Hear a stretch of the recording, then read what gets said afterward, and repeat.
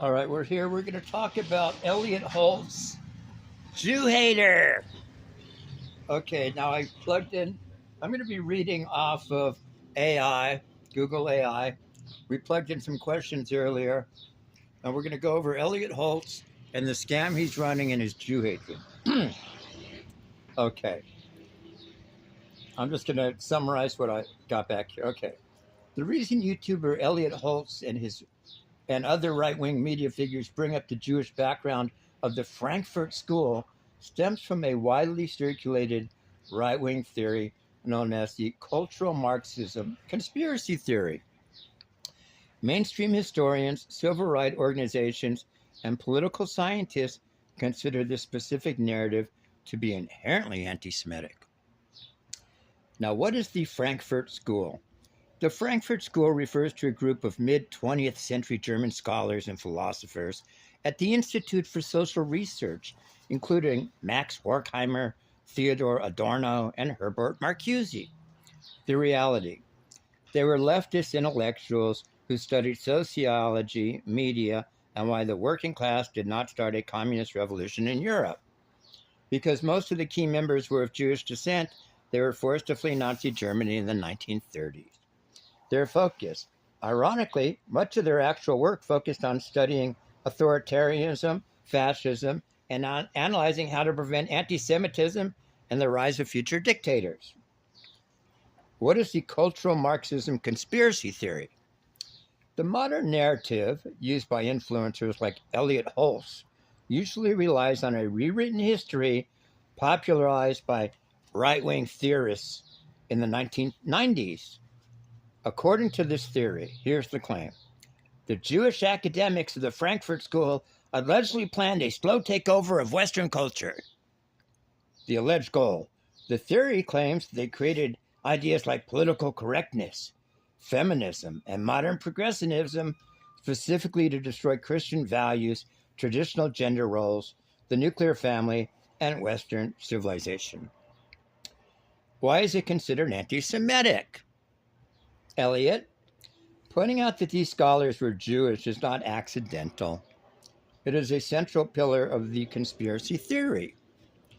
Recycled Nazi propaganda. The theory heavily mirrors the old Nazi propaganda concept of cultural Bolshevism. The Nazis claimed that Jewish intellectuals were using culture, art, and media to secretly subvert and weaken the German nation from within. And the secret puppet master trope. It relies on the classic anti-Semitic trope that Jewish people operate as clandestine puppet masters, orchestrating massive global shifts between the scenes to manipulate society. When influencers invoke the Frankfurt School while explicitly highlighting their Jewish identity, they are using a well-documented dog whistle.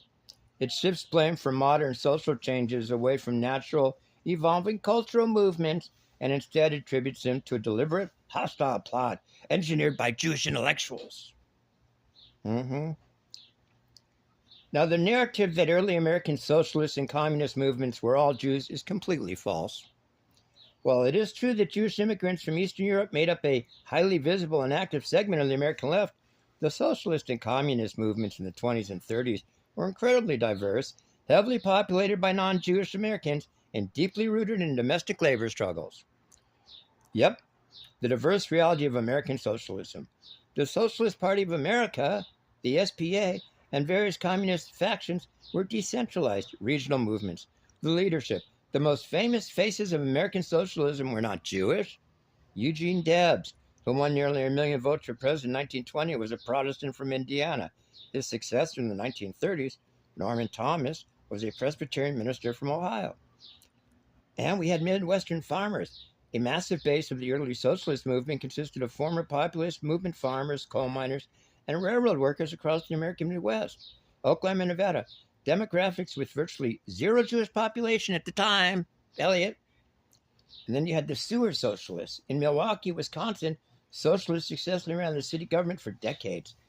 These voters and politicians, like Victor Berger, the first socialist elected to Congress, were overwhelmingly of German and heritage Christian descent.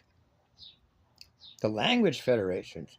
When the Socialist Party was at its peak, it organized its members into foreign language federations to accommodate the wave of immigrants arriving in the U.S.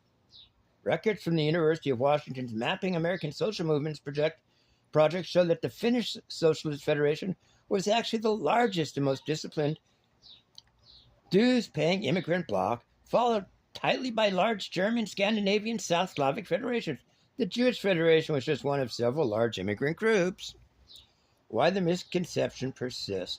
While Jewish people did make up a significant percentage of the urban left, particularly in the garment unions of New York City, they were never a monolithic majority nationwide. Conspiracy theorists and anti-communist pundits heavily exaggerate their numbers to cleanly fit the anti-Semitic trope of Judeo-Bolshevism, a false propaganda concept created to paint leftist politics not as a normal response to the Great Depression or harsh labor laws, but as an alien Jewish plot. Now, feminism happened because of massive real-world historical changes, not because a few German academics wrote books in the 1930s, Elliott. Influencers like Elliott Hulse twist this history because blaming cultural Marxism serves a specific political and commercial narrative. It is much easier to tell an audience that a secret group of outsiders broke society than it is to address complex historical evolution. Why the cultural Marxist narrative on feminism is fake. Conspiracy theorists claim the Frankfurt School invented modern feminism to destroy the nuclear family. The actual history completely contradicts this. The Frankfurt School was a quote-unquote boys' club. Ironically, the original Frankfurt School was widely criticized by later feminists for ignoring women. Thinkers like Adorno, in other words, these guys were male chauvinists. No, thinkers like Adorno and Horkheimer wrote almost entirely about capitalism, consumer culture, and fascism. They were not sitting in a room drafting blueprints for the American feminist movement. Feminism predates the Frankfurt School. The first wave of feminism, the suffragette movement for voting rights, peaked in the 19th and early 20th centuries, long before the Frankfurt School even existed. The real reasons feminism happened. Feminism was driven by major economic, technological, and social shifts in America. World War II industrialization. When millions of American men left to fight in World War II, women entered the factory workforce in massive numbers to sustain the economy. Once women experienced financial independence, they did not want to simply lose their agency when the war ended. The invention of the birth control pill. In the early 60s, the FDA approved the contraceptive pill. For the first time in human history, women had reliable control over family planning, allowing them to pursue higher education and long-term professional careers.